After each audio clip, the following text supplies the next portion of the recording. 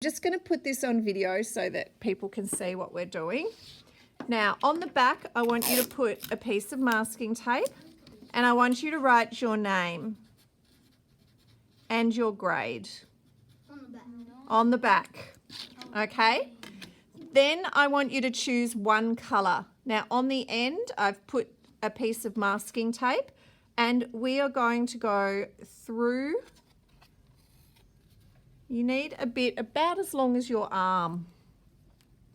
So about as long as your arm, and we're going to chop it at the back and we're going to tape it so it doesn't move on the back like that. You go through the hole. Now, when you are setting up your warp, because weaving, lots of W words, your warp, we are making sure it's an odd number. So I've got 1, 2,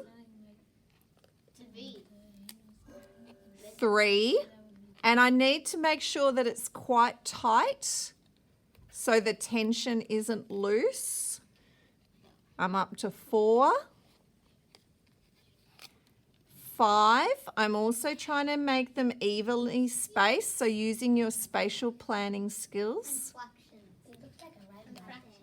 Yeah, it does look like fractions. That's right. There's lots of maths in a technique like this.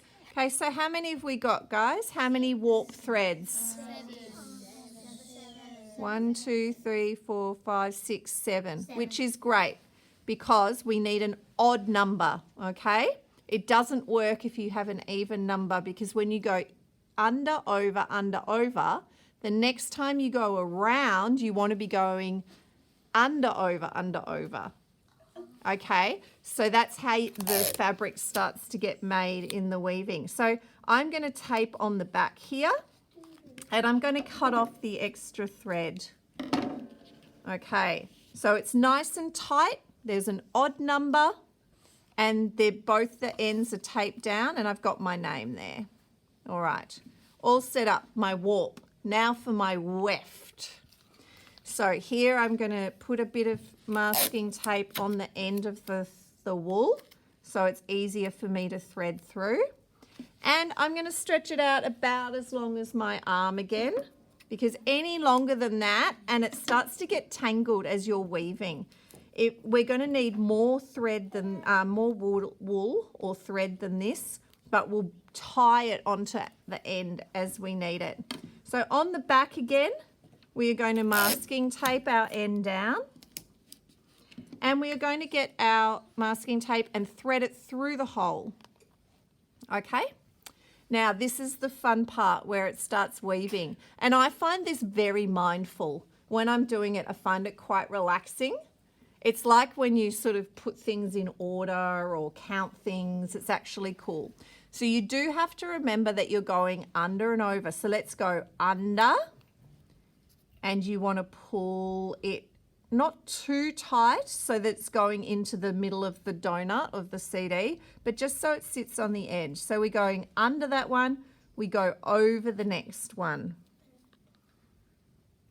Under, we skip one, so going over and then under the next one.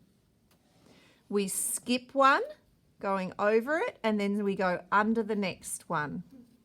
Now I'm back here. Can you see that I went under this thread, the very first one?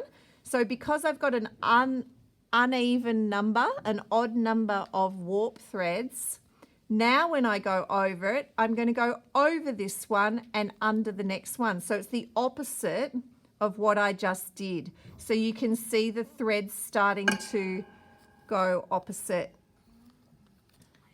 So we are going around. Can you see how they are sitting? You don't want to pull so tight that this thread is going into the donut. You want to leave it sitting there, but you want the tension enough. So we go over this thread, under the next one. You do have to concentrate to know which one you're over or under, but just look back at the last one. So I went under this one, so I go over and under the next one. And I keep going around and around. Now you can decide if you like that you would like to swap colours. And if you want to swap colours, or you can keep going if your plan is to make it all look the same colour. But say I wanted to add in some black now. So I've got an orange centre. And just keep checking, I call it the tension. So that's too loose, that's too tight.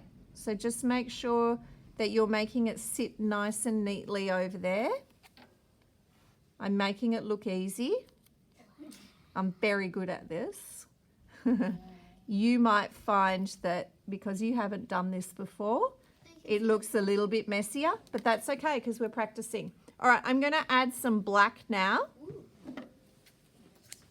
So when I tie my threads together, cross them over each other. And then take your sticky tape one, we want to make a loop. Can you see the loop there? Yes. We want to come back through the loop and then pull them together. Okay, there might be an easier way for you to do it. Let me show you again. Let's do it this way. Let's put your threads together. We're going to make them into a loop. Sorry, I'm trying to do this so that you can see. Can you see the loop that I've made? 2 loops, one orange, one black. You go around and back up through them. So you create the loop and then you put the 2 ends of your thread back up through the loop. Now you want to hold both threads down here and both threads on the end and pull. That's easier. So you're holding them together, you make the loop, you put the ends back through the loop and then you pull. Then I'm going to trim off the ends and then I can keep weaving. So I went under this one, I'm going over, then I'm going under and over. And it's starting to look cool. You could decide that you want to do a rainbow. You could do the Monet's water lily colours. You could do your football team. You could do primary colours. You could do complementary colours that are opposite each other on the colour wheel, like orange and blue or red and green. Could be a Christmas decoration if you wanted to use red and green.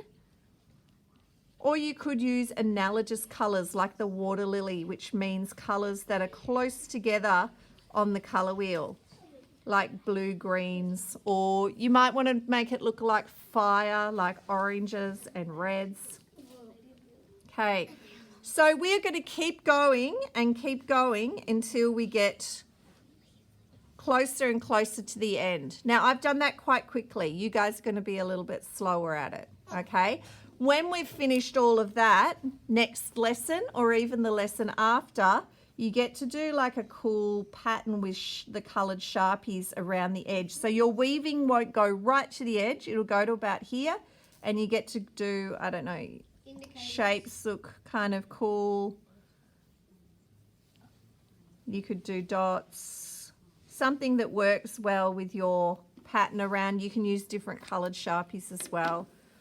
And then we can look at adding some beads or a pipe cleaner spider or a bit of a flower in the centre with a bit of other wool. So have a think about your design concept and then I'll hand out the CDs and we can get going.